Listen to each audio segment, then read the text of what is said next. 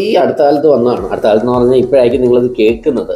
ഈ sperm DNA fragmentation എന്ന് പറഞ്ഞൊരു സംഭവമാണ്. അതെന്താണ്, അത് ആർക്കൊക്കെ ചെയ്യാം, അത് കൂടുതലാണെങ്കിൽ അത് കുറയ്ക്കാൻ എന്തൊക്കെ ചെയ്യാം, അതൊക്കെയാണ് ഈ വീഡിയോയിൽ നിന്ന് ഉദ്ദേശിക്കുന്നത്. ഇപ്പം DNA ഫ്രാഗ്മെന്റേഷൻ ഇൻഡെക്സ് എന്ന് പറഞ്ഞു കഴിഞ്ഞാൽ നിങ്ങൾ അറിഞ്ഞിരിക്കേണ്ടത് നമ്മുടെ ഓരോ ബീജാണുക്കളും ക്രോമസോംസ്, നമ്മുടെ ഓരോ ബീജത്തിൻ്റെയും തലയിൽ ക്രോമസോംസ് ഉണ്ട്. ന്യൂക്ലിയസിൻ്റെ അവിടെ ക്രോമസോംസ് ഉണ്ട്. ഈ ക്രോമസോം ഉണ്ടാക്കിയിരിക്കുന്ന കുറേ അധികം DNA വെച്ചിട്ടാണ് ഉണ്ടാക്കിയിരിക്കുന്നത്.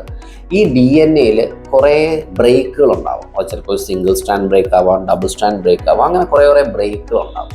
അത് കാരണം നമ്മുടെ DNA അത്ര ഒരു നല്ല സ്ട്രോങ് ആയിട്ടുള്ളൊരു DNA ആയിരിക്കില്ല എന്ന് വിചാരിക്കുക. അങ്ങനെയാണെങ്കിൽ അങ്ങനെയുള്ളവർക്ക് എന്തൊക്കെ ഉണ്ടാവാം?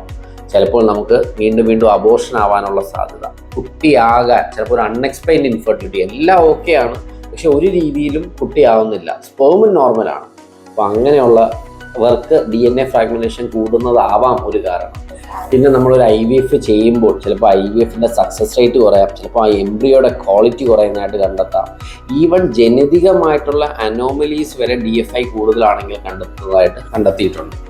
അപ്പം നമ്മൾ വളരെ സീരിയസ് ആയിട്ട് എടുക്കേണ്ട ഒരു കാര്യം തന്നെയാണ്. എന്ന് പറഞ്ഞാൽ എല്ലാവർക്കും ഈ DFI ചെക്ക് ചെയ്യേണ്ട ആവശ്യമുണ്ടോ? ഇല്ല. ആർക്കൊക്കെയാണ് DFI ചെക്ക് ചെയ്യേണ്ടത്? ഒന്ന് ഈ പറഞ്ഞ പോലെ, അതായത് വീണ്ടും അബോർഷൻ ആവുകയാണ്, കുട്ടി ഉണ്ടാവുന്നില്ല, 3-4 വർഷം കഴിഞ്ഞിട്ടും നമ്മൾ ട്രൈ ചെയ്തിട്ടും ആവുന്നില്ല, എല്ലാ ഫാക്ടേഴ്സും നോക്കി എല്ലാം നോർമലാണ്, സെമനും നോർമലാണ്, അങ്ങനെയുള്ളവർ തീർച്ചയായിട്ടും DFI ഒന്ന് ചെയ്ത് നോക്കാം. സ്മോക്കിംഗ് ഹിസ്റ്ററി ഉള്ളവർക്ക്, വളരെ വണ്ണമുള്ളവർക്ക്, അല്ലെങ്കിൽ ഏതെങ്കിലും ഒരു കെമിക്കൽ പൊല്യൂട്ടന് എക്സ്പോഷർ കിട്ടിയിട്ടുള്ളവർക്ക്, അപ്പം ഇങ്ങനെയുള്ള ആൾക്കാർ തീർച്ചയായിട്ടും DNA ഫ്രാഗ്മെന്റേഷൻ ഒന്ന് നോക്കുന്നത് നല്ലതായിരിക്കും. എങ്ങനെ നോക്കണം എന്നുള്ളത് നിങ്ങൾ ഡോക്ടറിൻ്റെ അടുത്ത് പറയുമ്പോൾ അത് ടെസ്റ്റ് ചെയ്യാൻ പറയും. അത് നമ്മളെ ബീജത്തിൽ നിന്നാണ് ടെസ്റ്റ് ചെയ്യുന്നത്. അതിന് ഓരോ കുറേ ടൈപ്പ് ടെസ്റ്റുകളുണ്ട്, ഓരോന്നിനും ഓരോ കട്ട് ഓഫ് ഉണ്ട്. അതെല്ലാം അവർ പറഞ്ഞു തരും. എത്ര രൂപയാവുമെന്ന് പറഞ്ഞു കഴിഞ്ഞാൽ ഇച്ചിരി കോസ്റ്റ്ലിയാണ്. ഓരോ ടെസ്റ്റ് അനുസരിച്ചും വ്യത്യാസപ്പെടും. അതൊരു 8,000 തൊട്ട് 15,000 അല്ലെങ്കിൽ 20,000 റുപ്പീസ് വരെ ആവാവുന്ന ടെസ്റ്റാണത്. ഇത് കണ്ടിട്ട് നിങ്ങൾ കാണുന്നു DFI കൂടുതലാണ്, ഒരു 20% മുകളിലാണ് എന്ന് കണ്ടെത്തി കഴിഞ്ഞാൽ അവർക്ക് എന്ത് ട്രീറ്റ്മെൻറ്റ് എടുക്കും? ഓക്കെ, അതാണ് ഇതിൽ ഏറ്റവും പ്രധാനം. അപ്പം നമ്മൾ ടെസ്റ്റ് ചെയ്യേണ്ട ആരൊക്കെയാണെന്ന് പറഞ്ഞു, അത് എത്ര ശതമാനത്തിന് മുകളിലാണെങ്കിൽ അത് പ്രശ്നമെന്ന് പറഞ്ഞു. അത് ഞാൻ പറഞ്ഞ പോലെ ഓരോ ടെസ്റ്റിനും ഓരോ കട്ട് ഓഫ് വാല്യൂ ആണ്. അപ്പം ഞാൻ 20 എന്ന് പറഞ്ഞത് എല്ലാ ടെസ്റ്റും 20 ആവണമെന്നില്ല.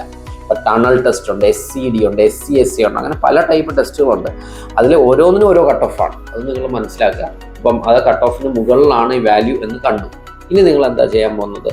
ഒന്ന്, നമ്മൾ ഈ പറഞ്ഞ കുറച്ചധികം കാര്യങ്ങൾ. ഒന്ന്, നമ്മുടെ ലൈഫ് സ്റ്റൈൽ മോഡിഫിക്കേഷൻ. വണ്ണം ഉണ്ടെങ്കിൽ വണ്ണം കുറയ്ക്കുക, സ്മോക്കിംഗ് ഉണ്ടെങ്കിൽ സ്മോക്കിംഗ് നിർത്തുക, ധാരാളം മീറ്റ് കഴിക്കുന്നുണ്ടെങ്കിൽ അത് ഒഴിവാക്കുക, മധുരം കൂടുതൽ കഴിക്കുന്നുണ്ടെങ്കിൽ മധുരം കുറയ്ക്കുക, എക്സസൈസ് മസ്റ്റായിട്ടും ചെയ്യുക. ഒരു ദിവസം ഒരു 30 മിനിറ്റെങ്കിലും വ്യായാമം ചെയ്യുക. വല്ലപ്പോഴും മദ്യപിക്കുന്ന കുഴപ്പമില്ല, പക്ഷേ സ്മോക്കിംഗ് തൊടാനേ പാടില്ല.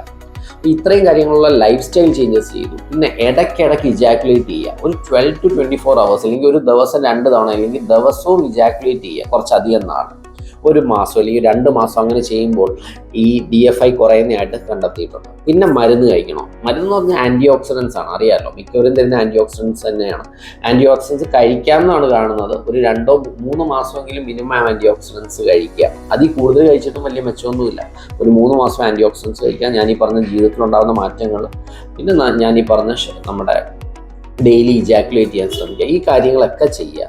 ചെയ്ത ശേഷവും നമ്മൾ ടെസ്റ്റ് ചെയ്യുന്നു, അപ്പോഴും കൂടി നിൽക്കുകയാണെങ്കിലാണ് നമ്മൾ ടെസ്റ്റിക്കുലർ, നമ്മുടെ വൃഷ്ണത്തിൽ നിന്ന് തന്നെ ആസ്പിറേറ്റ് ചെയ്യണം തുടങ്ങിയുള്ള തുടങ്ങിയുള്ള കാര്യങ്ങളിലോട്ടൊക്കെ പോകുന്നത്. IVFലോട്ടൊക്കെ ചിലപ്പോൾ വേണ്ടി വരുന്നത് ആ ഒരു ഘട്ടത്തിലാണ്.